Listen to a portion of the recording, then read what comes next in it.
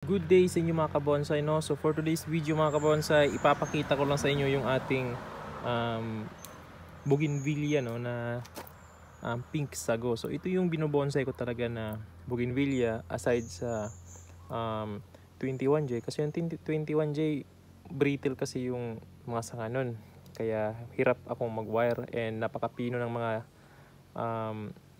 ng kanyang mga tinik. So masakit din sa kamay. So di tulad nitong pink sago, may tinik siya pero mahaba, pero hindi naman siya masyadong matalas, no. Nabibend siya pag hinahawakan tulad dito, no. Makita nyo dito sa likod. Meron siyang tinik. Yan.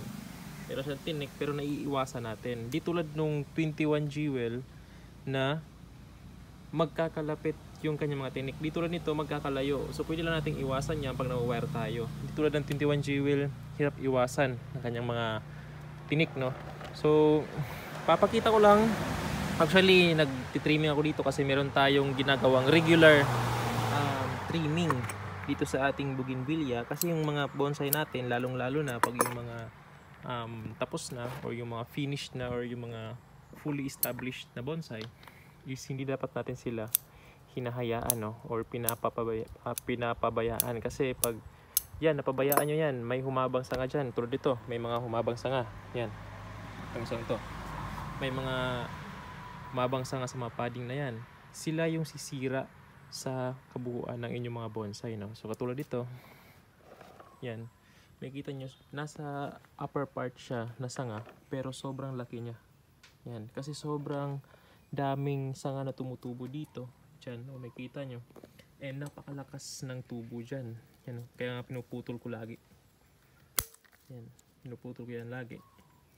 Kasi pag may nakawalang isa dyan, tatlo, apat, malakas tumubo, magpalarga. Kaya yung sanga na yan, nakikita nyo, yung sanga na yan, sobrang laki.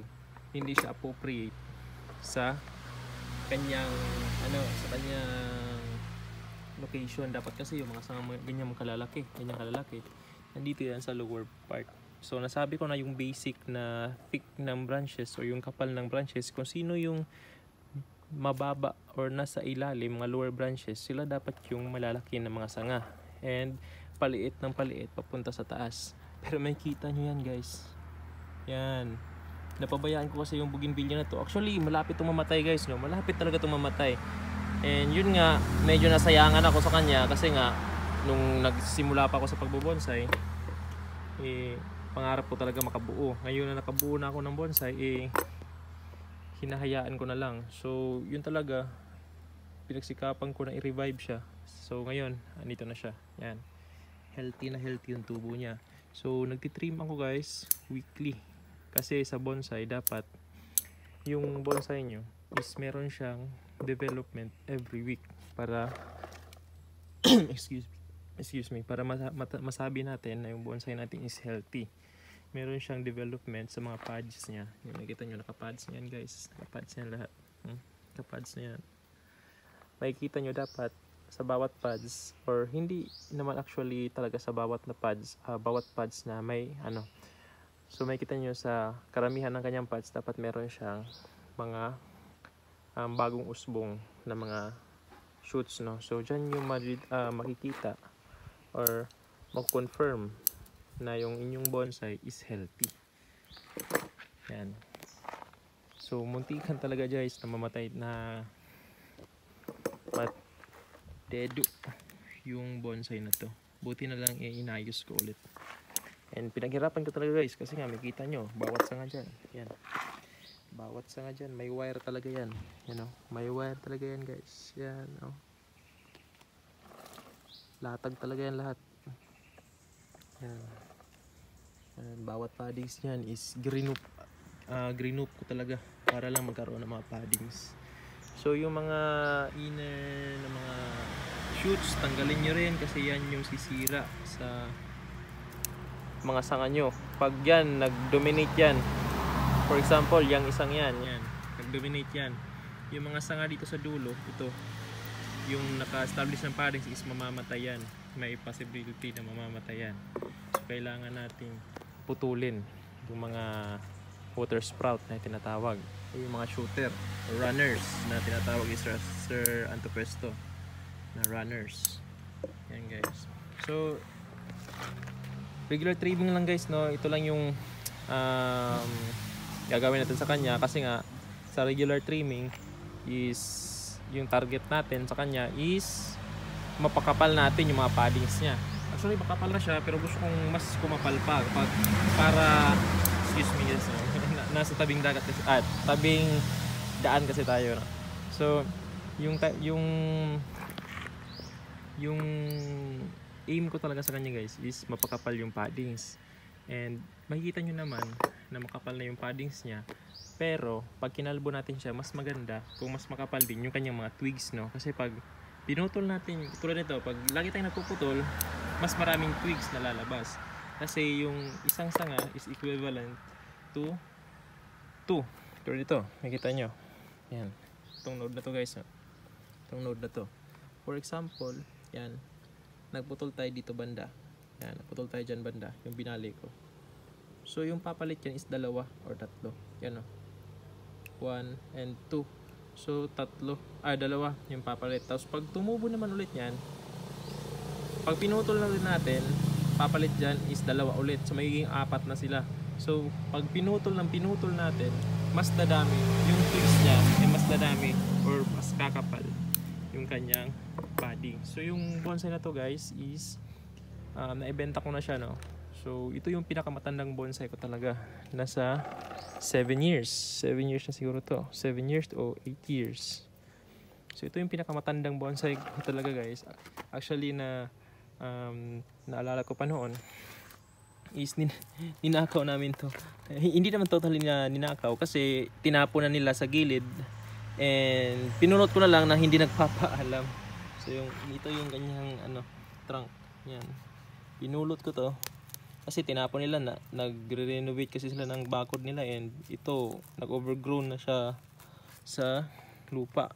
So tinapon nila sa gilid. So yun nga, kinuha ko. Yan, kala ko kasi tugas. Nakita nyo yung puno niya parang tugas.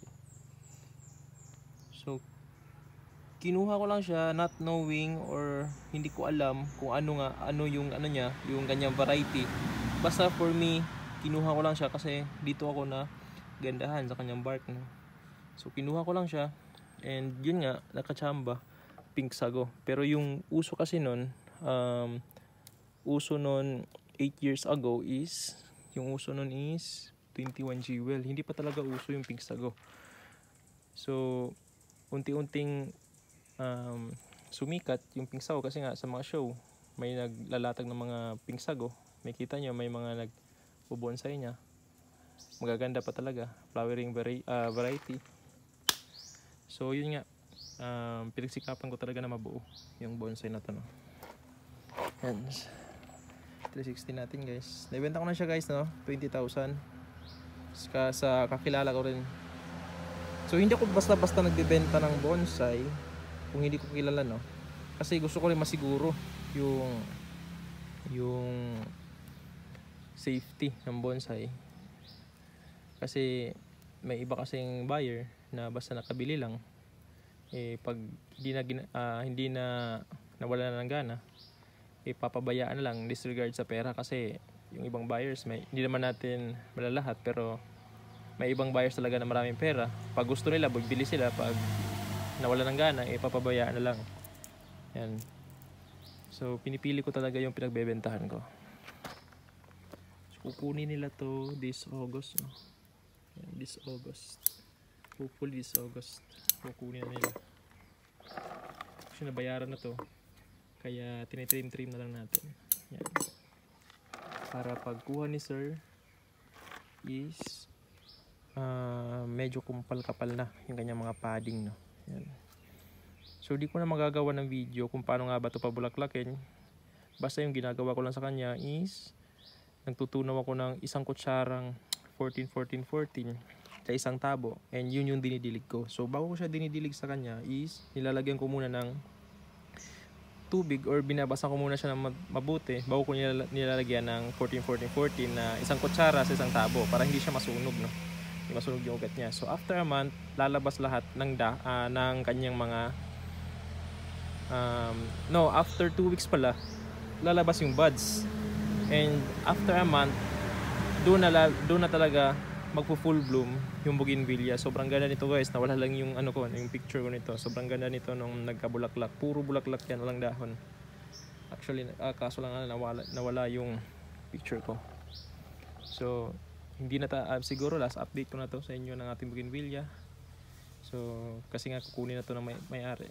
So maraming salamat guys sa panonood and God bless.